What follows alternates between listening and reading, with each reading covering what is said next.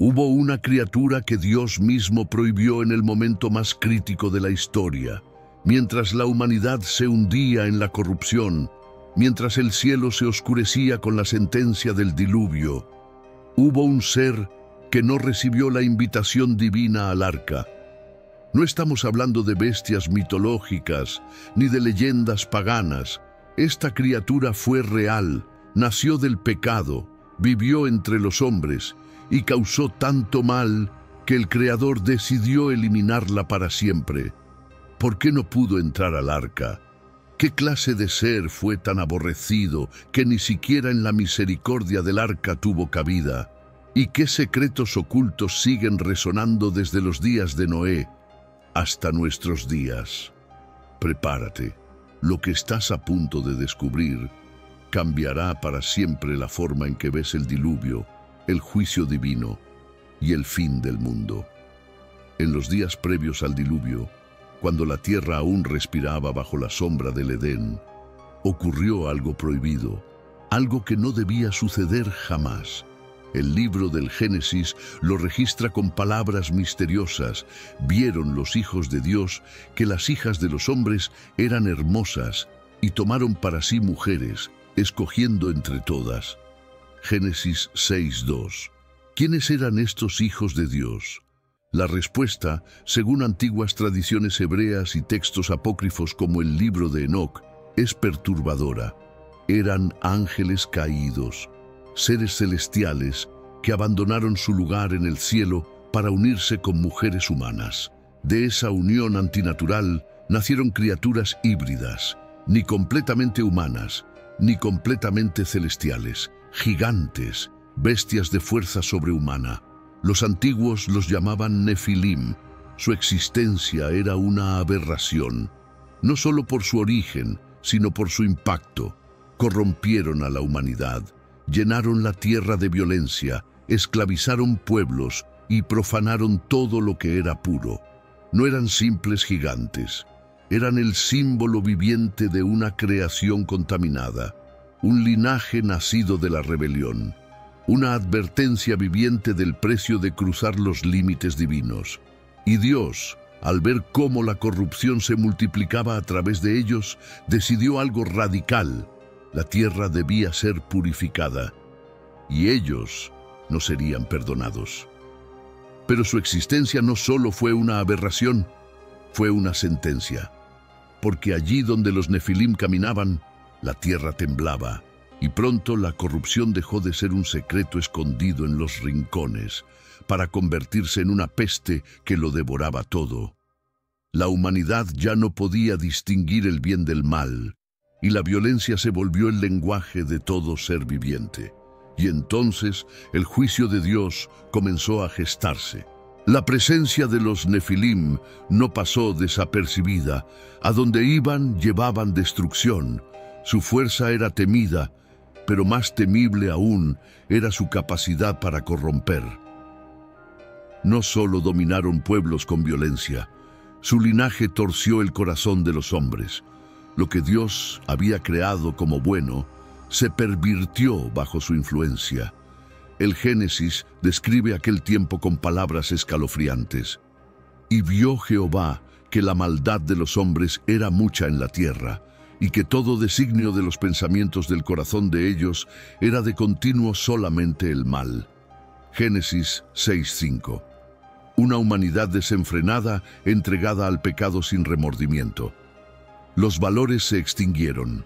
La pureza fue burlada, la vida se volvió desechable, y en medio de aquel caos, la tierra misma clamaba justicia, y se corrompió la tierra delante de Dios, y estaba la tierra llena de violencia.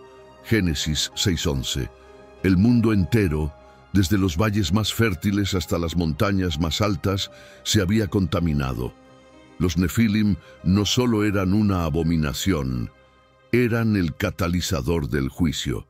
Y fue entonces cuando el Creador, con profundo dolor, pronunció el decreto más severo desde la creación del mundo. Raeré de sobre la faz de la tierra a los hombres que he creado. El diluvio no era solo una limpieza, era un reinicio. porque cuando la maldad toca lo más profundo, la justicia divina se convierte en una tormenta imparable. Y en medio de la oscuridad, un hombre brilló. En un mundo donde cada corazón latía al ritmo del pecado, Noé fue hallado justo. Pero Noé halló gracia ante los ojos de Jehová. Varón justo era, perfecto en sus generaciones. Con Dios caminó Noé. Génesis 6, 8 a 9. Dios no solo vio su conducta, vio su corazón. Mientras los Nefilim corrompían todo lo que tocaban, Noé decidió mantenerse limpio. No era perfecto, pero sí obediente, y eso bastó. Entonces Dios lo eligió, le reveló su plan y le dio una orden desconcertante: hazte un arca de madera. Noé no era constructor, ni marinero, ni líder de multitudes. Era un hombre de fe, y durante 120 años construyó aquella gigantesca estructura en obediencia total, bajo la burla de los hombres y bajo la mirada vigilante de los Nefilim. Porque mientras el juicio se acercaba, ellos sabían que no estaban invitados. La construcción del arca no solo fue un acto de fe, sino un grito silencioso de advertencia. Cada golpe de martillo era una profecía, cada tabla colocada, una señal. Viene el juicio, y esta vez nadie podrá esconderse.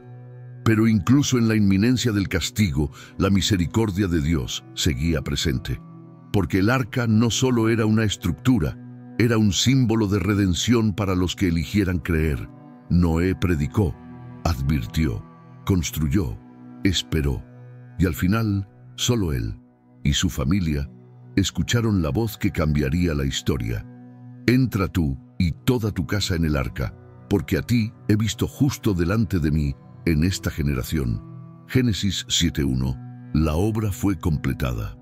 Las bestias entraron, la familia de Noé se refugió. Todo estaba listo, pero aún había algo que solo Dios podía hacer. Y entonces sucedió, y Jehová cerró la puerta tras él. Génesis 7:16. No fue Noé, no fueron sus hijos, fue Dios, el mismo que había dado vida. Ahora sellaba el juicio. La puerta del arca no era solo una entrada física, era la línea entre la misericordia y la ira. Una frontera invisible que separaba a los que creyeron de los que se burlaron. Con esa puerta cerrada, el tiempo de la gracia llegó a su fin. Afuera, tal vez algunos golpearon, gritaron, suplicaron, pero ya no había vuelta atrás. Cuando Dios cierra una puerta, ningún hombre puede abrirla. El arca se convirtió en un santuario flotante, el mundo exterior en una tumba de agua. Y con las primeras gotas del cielo comenzó el juicio más grande que la humanidad haya conocido. La puerta que se cerró aquella tarde aún resuena como advertencia para las generaciones futuras. Porque llegará el día en que otra puerta se cierre, y entonces, una vez más, será demasiado tarde. La lluvia cayó durante 40 días y 40 noches.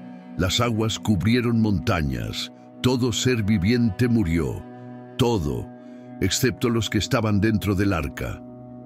La Biblia es clara, y murió toda carne que se mueve sobre la tierra. Todo lo que tenía aliento de espíritu de vida fue destruido. Génesis 7:21 a 23. Los Nefilim quedaron fuera. No fueron invitados, no fueron perdonados. Y sin embargo, siglos después, durante el tiempo del Éxodo, un nuevo testimonio surgió. En el libro de Números, cuando Moisés envió 12 espías a reconocer la tierra prometida, 10 de ellos volvieron con un reporte estremecedor. También vimos allí gigantes, hijos de Anac, raza de los gigantes. Y éramos nosotros, a nuestro parecer, como langostas, y así les parecíamos a ellos. Números 13, 33. ¿Cómo es posible? ¿No habían sido destruidos? Algunos creen que aquellos no eran los Nefilim originales, sino sus descendientes espirituales, los refaítas, anaseos o emineos, pueblos de gran estatura y poder militar que sembraban terror. Otros van más lejos. y sugieren que algunos nefilim sobrevivieron al juicio, o que los ángeles caídos repitieron su pecado después del diluvio. La Biblia no da una respuesta definitiva, pero sí nos muestra algo claro. La sombra de los nefilim no terminó con las aguas del juicio. Su influencia, real o simbólica, siguió provocando miedo, incredulidad y rebelión. Tanto que por creer en ese reporte aterrador, toda una generación de israelitas murió en el desierto, sin entrar en la tierra prometida. Porque los verdaderos gigantes no siempre tienen forma de carne y hueso, a veces son el miedo, la mentira y la falta de fe. Los nefilim fueron eliminados, pero su historia quedó como una advertencia eterna, porque más allá de su tamaño, lo que destruyó al mundo no fueron sus cuerpos, sino su corrupción. La historia de los nefilim no es solo un relato antiguo, es una alarma para la humanidad. Nos recuerda que el pecado no es algo que Dios toma a la ligera, que cuando lo espiritual se pervierte, las consecuencias son universales. También nos muestra que Dios siempre ofrece un arca, una salida, una oportunidad. Pero esa oportunidad tiene un límite. Hoy, como en los días de Noé, hay voces que advierten, corazones que aún escuchan y una puerta que aún está abierta. La pregunta no es si vendrá otro juicio. La verdadera pregunta es, ¿estás dentro del arca o aún fuera? La puerta del arca se cerró y el juicio cayó. Hoy vivimos en tiempos inciertos, pero también llenos de gracia. El mensaje es claro. Dios no se complace en destruir, pero tampoco ignora la maldad. Como en los días de Noé, la puerta sigue abierta por un tiempo más.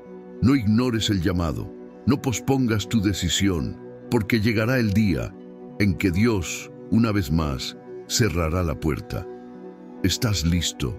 Si este mensaje tocó tu corazón, dale like y compártelo con alguien que también necesita escucharlo. Déjanos tu opinión en los comentarios. ¿Crees que los nefilim aún influyen en nuestro mundo hoy? Y si quieres más contenido sobre misterios bíblicos, profecías y revelaciones olvidadas, suscríbete a este canal y activa la campanita. Aquí, la verdad no se oculta, se revela.